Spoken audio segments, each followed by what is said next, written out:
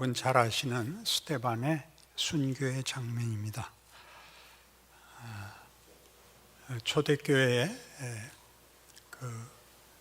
예수님을 믿고 따르던 열렬한 충성된 성도들과 예수를 죽인 당시 권력자들 사이의 갈등이 예수님 부활 이후에 계속되고 있는 장면입니다. 이 스데반을 잡으러 온 사람들 앞에서 스데반이 한 설교는 매우 중요한 내용이라서 여러분 오늘 설교를 들은 다음에도 이제 곱씹어서 다시 한번 보시기 바랍니다. 스데반은 지금 목숨의 위협을 받는 자리에서 어찌 보면 마지막 유언같이 또는 하나님의 일하심과 알아듣지 못하는 미련한 죄인들을 향한 꾸중같이 이 마지막 설교를 합니다.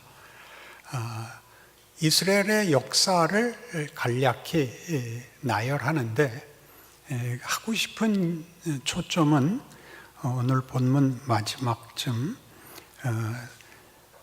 51절에 목이 곧고 마음과 귀에 할례를 받지 못한 사람들아 너희도 너희 조상과 같이 항상 성령을 거스르는도다. 너희 조상들이 선지자들 중에 누구를 박해하지 아니하였느냐. 의인이 오시리라 예고한 자들을 그들이 죽였고 이제 너희는 그 의인을 잡아준 자요 살인한 자가 되나니 너희는 천사가 전한 율법을 받고도 지키지 아니하였도다 아니라. 이렇게 긴 설교의 핵심이 너희 선조로부터 지금까지 그리고 예수를 죽일 때에도 그리고 내 앞에도 동일한 이유와 동일한 그 죄성을 가지고 나와 있다라고 꾸짖는 장면이죠. 그 뒷절도 좀 봐야 됩니다. 그들이 이 말을 듣고 마음에 찔려 그를 향하여 이를 갈거늘 스데반이 성령 충만하여 하늘을 우러러 주목하여 하나님의 영광과 및 예수께서 하나님 우편에 서신 것을 보고 말하되 보라 하늘이 열리고 인자가 하나님 우편에 서신 것을 보노라 한데 그들이 큰 소리를 지르며 귀를 막고 일제히 그에게 달려들어 성 밖으로 내치고 돌을 칠세 증인들이 옷을 벗어 사울이라 하는 청년의 발 앞에 두니라. 그러니까 이 장면이 어떤 장면이냐면 이제 스데반은 예수가 누군지 알고 충성된 그 종이 되었고 그 복음을 전하고 그것은 하늘 하나님의 창조와 섭리와 종말에 관한 중요하고도 중요한 내용이지요. 그러나 이스라엘은 선조로부터 한 번도 순종된 마음을 가지지 못한 역사를 가졌고 예수가 왔을 때도 예수에게 그랬고 지금도 너희가 내 앞에서 그러고 있다. 그리고 하늘을 우러러봤더니 예수님이 재판석에서 일어나시는 겁니다. 어느 쪽 손을 들어줘야 맞습니까?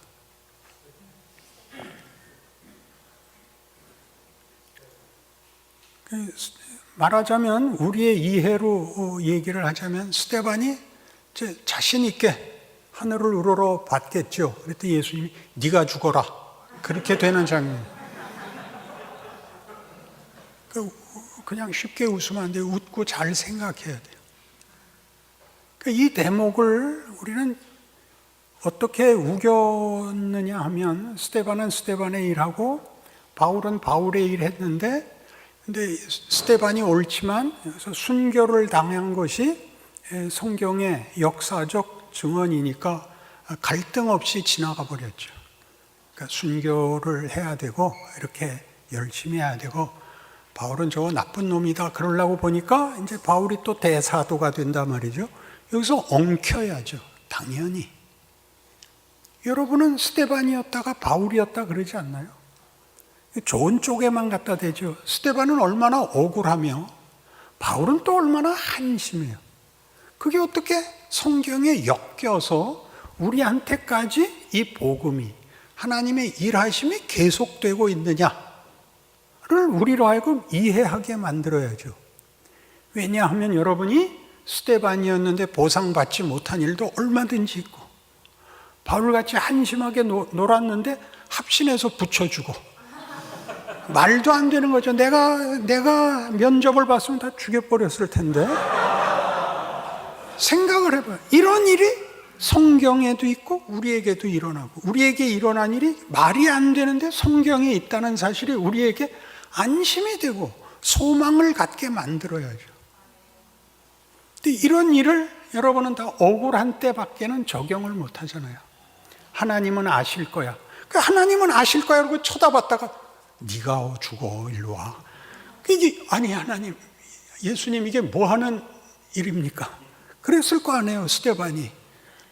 내가 오늘 설교하려니까 어젯밤에 스데반이 와서 그러더라고요. 이 부분 오해 없이 잘 전해달라. 그래서 스데반이 한 설교에 특별히 모세가 이렇게 언급되는 이유와 그 목이 곧고 어떻게 돼 있어요? 목이 곧고 마음과 귀에 할례를 받지 못한 사람들아, 너희도 너희 조상과 같이 항상 성령을 거스른도다라고 저주하고 꾸중하는 그 바울이 스데반으로부터 안수를 받는 꼴이 됐잖아요. 안 그래요? 이게 거룩하고 순종적이고 감동적인 안수가 아니라 이렇게 저주를 퍼붓고, 너는 종자가 그런 종자야. 너희 집안에서 쓸만한 게 나올 리가 없어. 안수가 된 거예요. 말하자면 성경이 이런 얘기들을 얼마든지 해서 수사법으로, 역설이라는 것은 성경이 처음 얘기한 거예요. 역설이라는 것을 세상은 몰랐어요. 세상은 잘못하면 망하는 거였는데 성경은 잘못한 게 잘한 것보다 더 큰 결과를 만들기도 한다고 얘기해요. 하나님이 원하시면이죠. 그래서 왜 모세 얘기를 꺼내느냐 하면, 모세는 40세, 그렇죠? 그 23절에 나이가 40이 되매 그 형제 이스라엘 자손을 돌볼 생각이 나더라, 이렇게 돼요. 그러니까 왜 40세를 이렇게 강조해야 되냐면, 모세는 출생의 비밀을 가진 사람이잖아요. 다리 밑에서 주워왔는지, 고아원에서 데려왔는지, 친부모가 누군지 나중에 조금씩 알게 되면서 갈등을 겪었을 거 아니에요. 이대로 바로의 왕자로 살 것인지, 내 동포를 돌아봐야 되는지 라는 갈등을 겪어서 40이 그냥 40이 아니라 죽었다 살았다를 반복한 40에 결국 나는 내 동족 편을 들겠다 라고 본인으로서는 결심할 수 없는 결심을 하고 나섰다가 어떻게 됐다고요? 너희들 왜 형제끼리 싸우냐니까. 야, 네가 뭔데 우리한테 와서 이래라 저래라 해?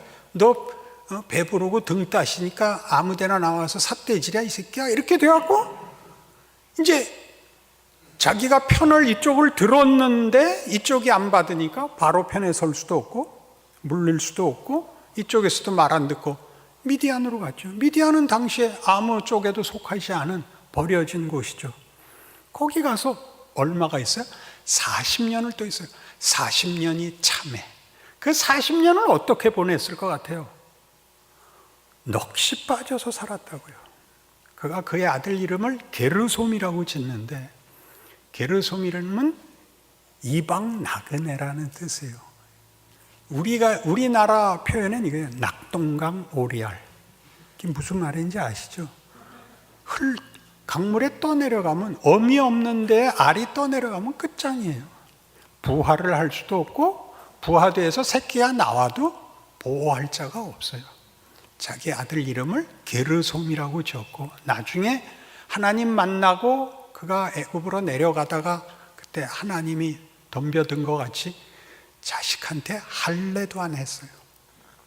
그렇게 낭망하고 절망하고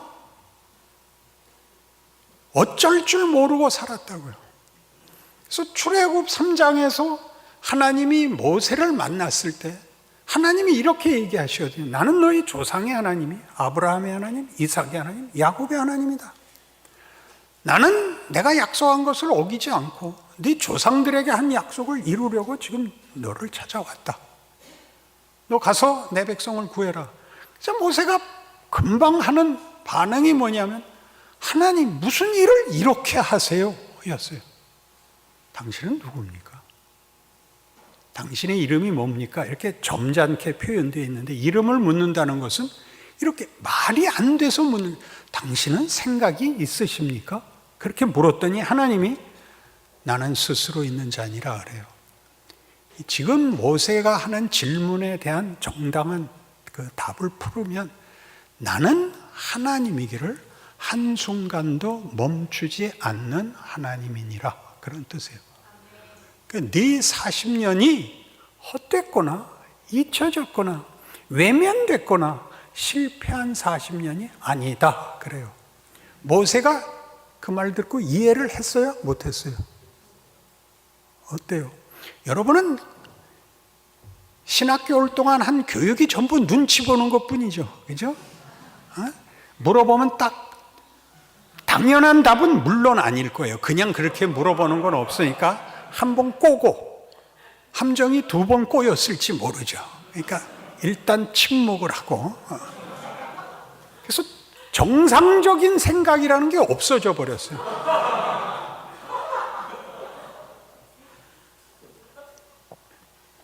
그래서 모세는 내려가서 이제 처음 바로를 만나고 그 벽돌 굽는 거, 우리 광야에 가서 우리 하나님 섬겨야겠다 그러더라. 바로가 짚을 주지 말고 벽돌을 구워라. 그러자 이스라엘 백성들이 원망하고 모세가 하나님 앞에 와서 원망해요. 그거 봐요. 내가 안 온다 그랬잖아요. 무슨 일을 이렇게 시키세요? 돌아가라. 그래서 그때부터 이제 10가지 재앙이 일어나죠. 10가지 재앙으로 바로가 회개하지 않아요. 모세가 회개해요. 홍해 앞에 섰을 때 앞은 홍해고 뒤에는 애국 군사가 쫓아오는데 백성들이 또 원망하죠. 왜 우리는 데리고 와갖고, 왜 너는 지금 나타나갖고 쓸데없는 짓을 해서 여기 와서 죽게 하냐. 그때 멋있는 말이에요. 너희는 가만히 서서 오늘 여호와께서 너희를 위하여 베푸시는 구원을 보라. 이 멋있는 말 하죠. 그리고 홍해를 건너요. 그리고 그 백성 데리고 나머지 40년을 살아요. 우리는 시내산에서 금송아지 만들었을 때 하나님이 이 백성을 진멸하고 너로 새로운 민족을 만들겠다 그럴 때 모세가 뭐라고 말을 하죠? 이 백성을 진멸하시려면 내 이름도 생명책에서 빼주십시오. 신통한 말을 하죠. 무슨 말이냐 하면 하나님, 저는 얘네들보다도 더 못났었습니다. 나를 부르셨다면 얘네들은 당연히 얘네들 그러면 나중에 천국 가서 만나면 이것들이 나한테 지랄 떨지 않을까요? 얘네들이 죽어야 된다면 저는 마땅히 벌써 죽었어야 맞습니다. 그러는 거예요. 그러니 이런 성경의 내용들이 왜 있죠? 여러분이 하나님 앞에 진심을 바치고 충성을 바치고 간절하고 소원이 있으면 형통한 길, 분명한 길이 보이는 게 아니라 막막한 길이 정상인 거예요. 40세에 떨쳐 일어났다가 짓 밟히고 그 다음 40년을 정말 허송세월을 했는데 그게 허송세월이 아니래요. 하나님 일하심이 오늘 스데반 사건에서 보듯이 얼마나 분명해요. 스데반은 너무나 정당하고 바울은 너무나 부당하죠. 그런데 재판하러 일어나신 예수님이 바울을 살리고 스데반을 잡아간다니까요. 바울은 그 다음 장 8장 시작이 이렇게 됐어요. 사울은 그의 죽임을 당연히 마땅히 여기더라. 이렇게 됐어요. 자신만만이에요. 살기가 등등해서 다메섹으로 가다가 예수를 만나요. 바울은 회개하지 않았어요. 하나님을 찾지 않았습니다.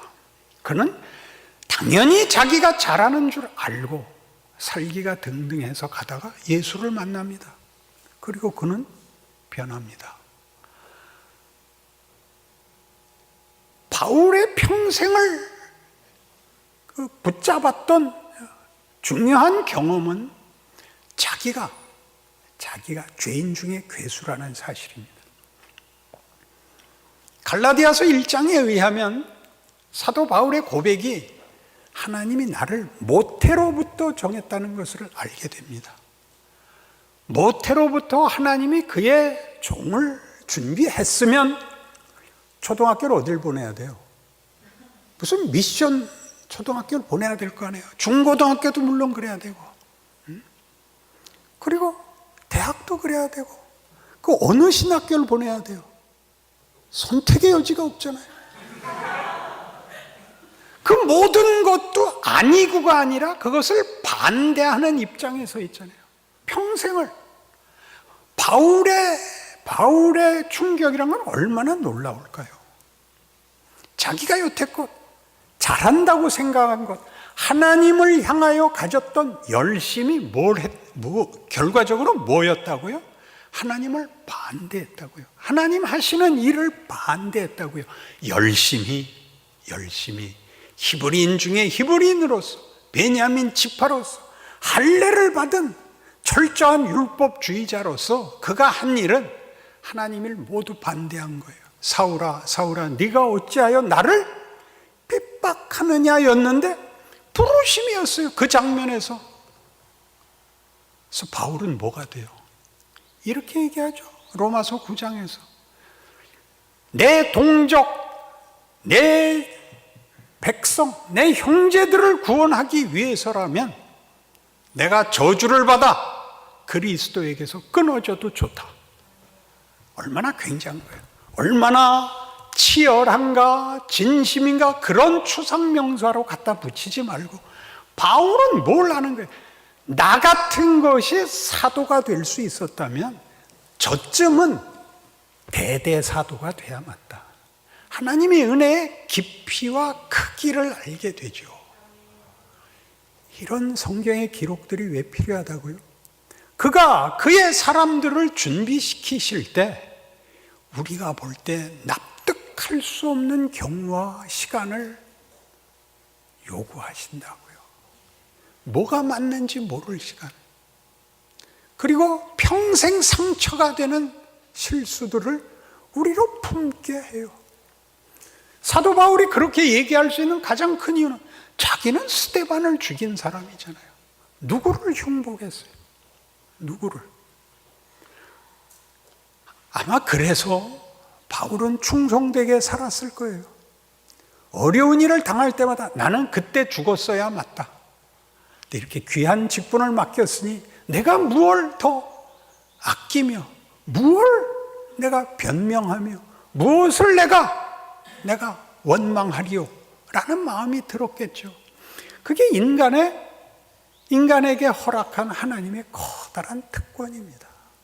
우리를 납득시키는 것, 우리를 항복시키는 것, 우리로 경험하여 우리로 하여금 무엇이 명예고 무엇이 복이고 무엇이 위대한 것인가를 납득시켜서 인도하시지, 능력이라는 이름, 명분이라는 이름으로 기계화시키지 않습니다. 왜 아멘 안 하세요? 지금 자기 꼬라지인데 딱 여러분 때 아닌가요? 신학교 1학년 들어왔을 때 펄펄 살아있는 사람들은 생각 없는 소수의 사람만 펄펄 뛰고 와 있어요. 나머지는 다 이게 뭔가죠? 어디를 가도 다 길이 막히고 스스로도 한심해서 죽기를 바라는데 죽여주지도 않았어. 마지막으로 온대. 강남 금식기도원에 가서도 해결 못 받고 계속 온대. 합신. 들어오면 그나마 뭔가 증거가 하나 보일 줄 알았는데 아무것도 없다 이거죠. 그게 하나님이 그의 백성을 다루시는 방법입니다. 인간이 할 수 있는 경험과 이해와 결정에 가장 깊고 가장 위대한 데까지 우리를 밉니다. 고통스럽습니다. 살아있는 게 죄인 것 같고 하나님 이럴 수가 있습니까? 라는 원망이 나옵니다. 원망이 나옵니다. 하나님이 그 원망을 받습니다. 기가 막히죠. 여러분 이런 거 해봤나요? 기르면서 배웠을 테고 어려서 해본 거예요.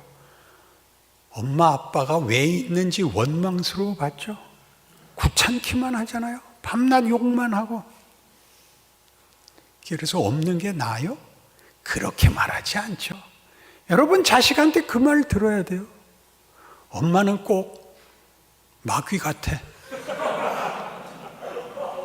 그 말 안 들으면 최선을 다하고 있지 않은 거죠. 어떻게 애가 하자는 걸 다 해줘요? 너 이 새끼 죽을래? 너 임마, 너 네 엄마가 얼마나 무서운지 보여줘? 손톱 한번 뽑아볼까? 아, 그쯤 나가야 될 거야. 적어도 하나님이 인간의 애정과 인간의 소원과 인간의 간절함을 넘어서지 않는다면 무슨 그런 신을 섬기겠어요? 기독교가 뭔지, 그 아들을 이 땅에 보낼 수 있는 하나님이라는 게 그게 무슨 말인지를 알아야 될 거 아니에요. 어떻게 쉽게, 그렇게 쉽게 예수를 믿는다는 고백이 그렇게 쉽게 아무 때나 가장 값싼 문제 해결책으로 무슨 주문같이 무슨 헛소리같이 그렇게 남발될 수 있냐 이거죠. 여러분 진지한 거라는 거는 결코 폼 잡는 게 진지한 게 아닙니다. 여러분이 실제로 경험하여 여러분의 한계와 여러분 마음에 있는 영혼의 울부짖음에 저 극한까지 가봐야 되는 겁니다. 하나님 어디까지요? 어디까지요? 어디까지요? 네가 죽어라. 거기서 바울이 탄생합니다. 우리 자유세계 모든 기독교가 여기서 시작이 되는 셈이죠. 유대에 갇혔던 기독교가 이방으로 나오게 되지요. 뭘 해서 나왔다고요? 스데반 죽여서 시작이 됐다고요. 우리는 스데반이었다 바울이었다는데 바울도 나중에 결국 뭐죠? 고난당하고 그에게 준 그 안수식이 뭐였어요?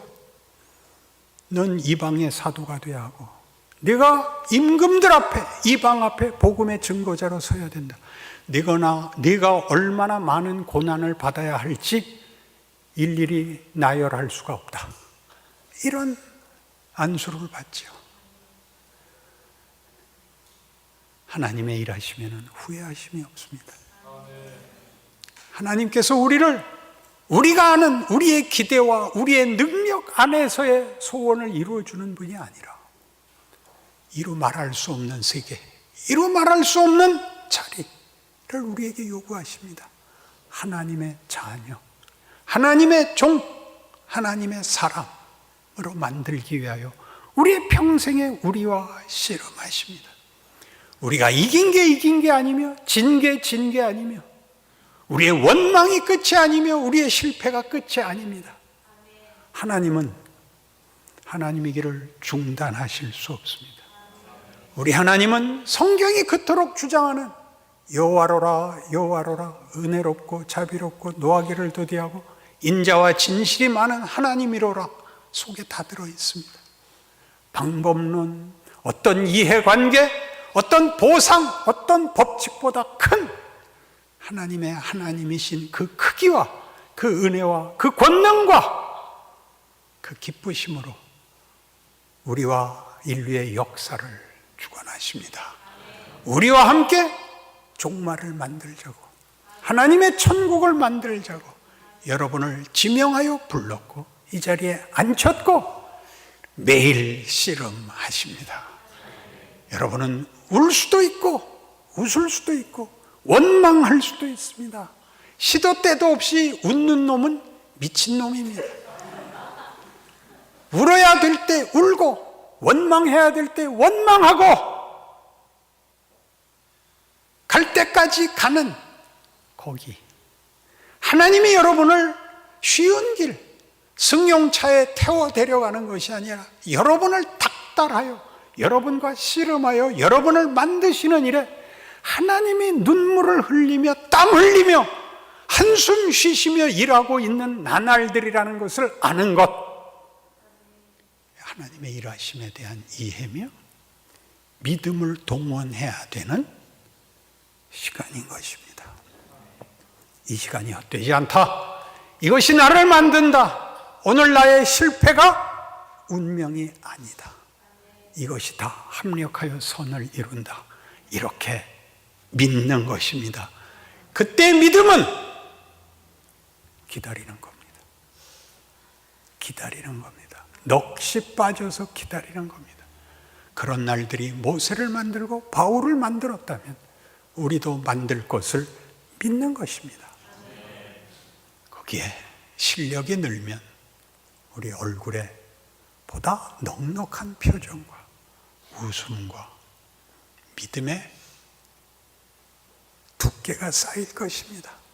참다운 기쁨과 감사가 여러분들의 공부하는 시간 내 일찍 경험되면 제일 좋겠고, 앞서고 뒤서고는 있겠지만 결국 우리 모두의 인생을 납득시키고 항복시킬 것이라는 사실에 있어서는 누가 먼저고 누가 나중이고와 상관없는 하나님의 일하심을 우리 모두가 함께 나눈다고 가지는 이 학교에서의 훈련의 시간들이기를, 여러분의 인생에서의 시간들이기를, 매 순간 하나님이 기적을 만들기 위하여 오늘 나를 흔들었다고 아시는 나날들이 되시기를, 그리고 결과를 하나씩 깨달을 때마다 저한테 와서 보고하시기를 기도하십시다.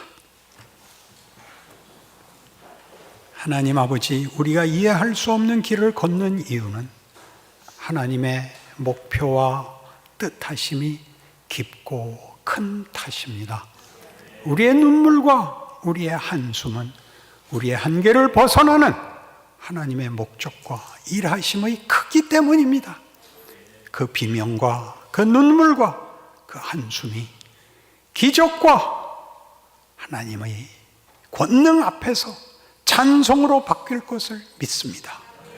그러니 오늘을 살아내는 인내와 충성심과 믿음과 지혜와, 주여 안 되면 죽을 수 없게 하시는 하나님의 붙잡으시는 손길로 붙들어 주시옵소서. 승리를 보는 그날까지 우리 모인 배우는 이 학교와 여기 앉은 하나님의 종들의 생애와 순간들에 늘 넉넉하게 하여 주시옵소서. 예수님 이름으로 기도합니다.